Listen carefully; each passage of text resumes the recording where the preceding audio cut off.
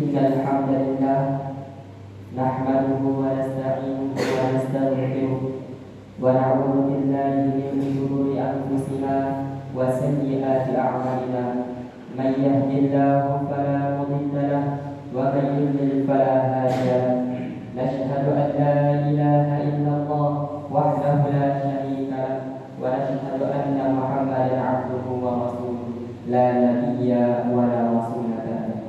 Qala Allah ta'ala fil Qur'anil Karim, ya ayyuhalladzina amanu taqullaha haqqa tuqatih wa la tamutunna illa wa antum muslimun. Wa qala aidan, ya ayyuhan nas taqu rabbakum alladzi khalaqakum min nafsin wahidah wa khalaqa minha zawjaha wa batha minhuma rijalan katsiran wa nisaa'a wattaqullaha alladzi tasaaluna bihi wal arham innallaha kana 'alaikum raqiba. Jamaah salat Jumat yang dirahmati Allah Subhanahu wa taala. Senantiasa kita bersyukur kepada Allah Subhanahu wa taala yang telah melimpahkan kita berbagai macam nikmat, di antaranya yakni nikmat sehat dan nikmat sempat, sehingga kita bisa melaksanakan salat Jumat pada siang hari. Selawat dan salam semoga senantiasa Allah limpahkan kepada baginda kita yakni Nabi Muhammad sallallahu alaihi wasallam, kepada keluarga beliau, kepada sahabat, kepada para tabi'in, kemudian para tabi'ut tabi'in, dan pengikut beliau yang senantiasa menjalankan sunnah-sunnah beliau sampai akhir nanti. Jamaah salat Jumat yang dirahmati Allah Subhanahu wa taala. Marilah kita renungkan sejenak. Mari kita hitung-hitung kembali sudah berapa banyak amal soleh yang kita kerjakan selama ini. Sudah berapa banyak dosa yang kita lakukan selama ini.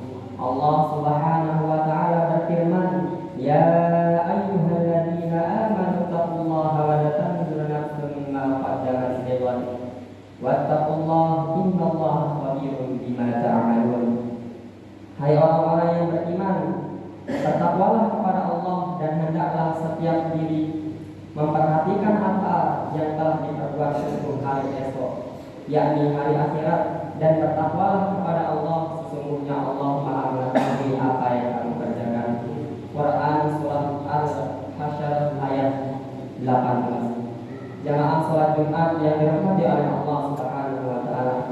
Melalui ayat ini Allah Subhanahu wa taala memerintahkan kita agar melakukan evaluasi diri. Menariknya, perintah melakukan evaluasi diri ini diapit oleh dua perintah takwa. Perintah takwa pada ayat ini diulangi sebanyak 2 kali. Perintah takwa pertama yakni bermakna perintah untuk melakukan kewajiban dan berobat atas kesalahan yang telah lalu. Sedangkan perintah takwa yang kedua bermakna perintah menjauhi atas saja yang dilarang oleh Allah Subhanahu wa taala. Adapun hari esok dalam ayat ini maksudnya bukan hari esok dalam kehidupan dunia, tetapi lebih jauh dari itu. Maksudnya adalah hari esok kelak di akhirat. Pasalnya masa depan yang hakiki bukanlah masa depan dalam kehidupan dunia, namun masa depan yang sebenarnya adalah masa depan kita kelak di akhirat. Maka beruntunglah orang-orang yang telah mempersiapkan diri dengan baik untuk menyambut kehidupannya yang abadi di akhirat. Sebagai orang muslim, sudah seharusnya kita senantiasa melakukan evaluasi diri, baik itu bersifat harian, pekanan, bulanan maupun tahunan. Umar bin Khattab radhiyallahu anhu pernah berpesan, hasibu anfusakum qabla an tuhasabu wazinuha qabla an tuzaluhu wa tazinu li'adil akbar. Hisablah dirimu sebelum kamu dihisab, timbanglah amalmu sebelum kamu ditimbang nanti, dan bersiap-siaplah untuk menghadapi hari yang paling besar, yakni hari kiamat. Jamaah salat Jumat yang dirahmati oleh Allah Subhanahu wa taala.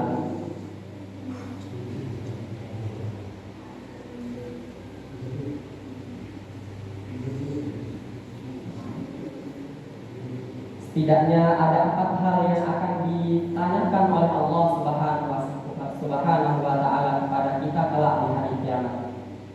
Hal ini sebagaimana yang ditegaskan oleh Rasulullah SAW, pada hari kiamat kedua kaki hamba tidak akan beranjak sehingga ditanyakan kepadanya tentang 4 perkara: tentang usianya untuk apa dihabiskan, tentang masa mudanya untuk apa ia pergunakan, tentang hartanya dari mana ia dapatkan dan kemana ia belanjakan, dan tentang ilmunya kemana ia amalkan. Jamaah sholat Jumat yang dirahmati oleh Allah Subhanahu wa Ta'ala. Dalam hadis ini, baginda Rasulullah SAW menyampaikan ada 4 perkara yang telah akan ditanyakan oleh Allah Subhanahu wa Ta'ala. Yang pertama yakni umur. Umur adalah anugerah yang diberikan oleh Allah Subhanahu wa Ta'ala kepada kita.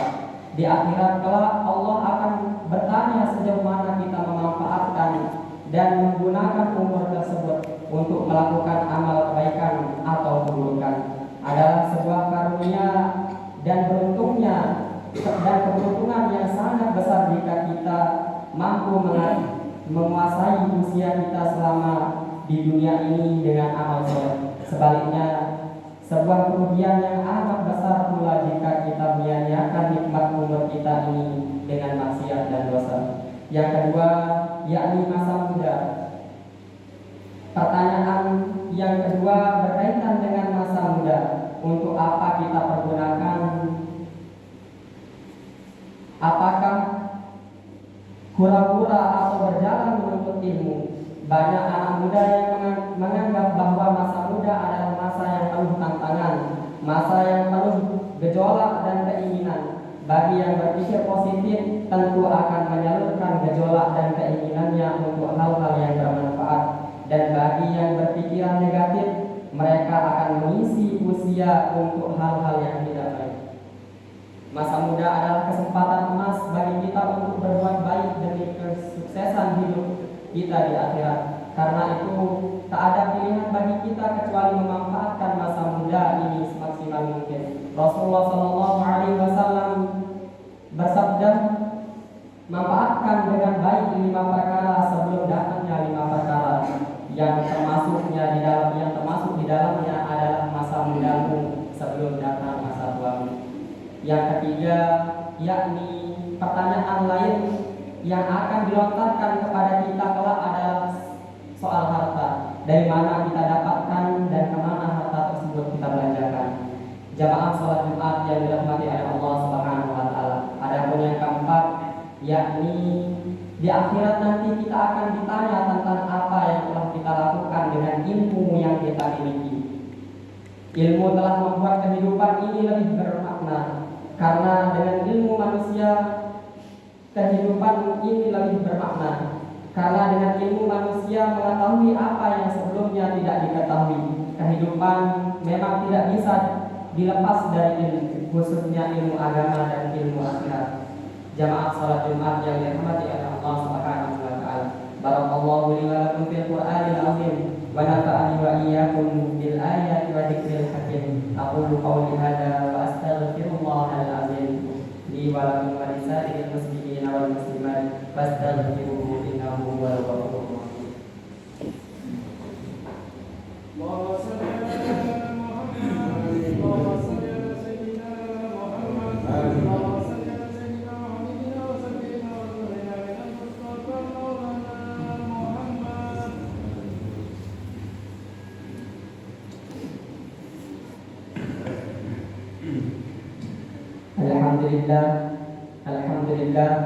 Alhamdulillah hamdan katsiran thayyiban mubarakan fihi kama yuhibbu rabbuna wa yarda liyudhhirahu 'ala dinihi wa kafa billahi shahida wa kafa billahi wakila. Asyhadu an la ilaha illallah wahdahu la syarika lah wa asyhadu anna Muhammadan 'abduhu wa rasuluh. Qala Allah ta'ala fil Qur'anil karim, innallaha wa malaikatahu yusholluna 'alan nabi ya ayyuhalladzina amanu shallu 'alaihi wa sallimu taslima.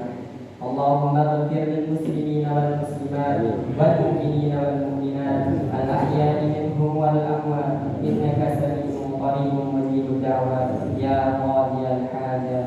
Allahumma inna nas'aluka salamatan fid din wa 'afiyatan fil jasad wa ziyadatan fil 'ilmi wa barakatan fil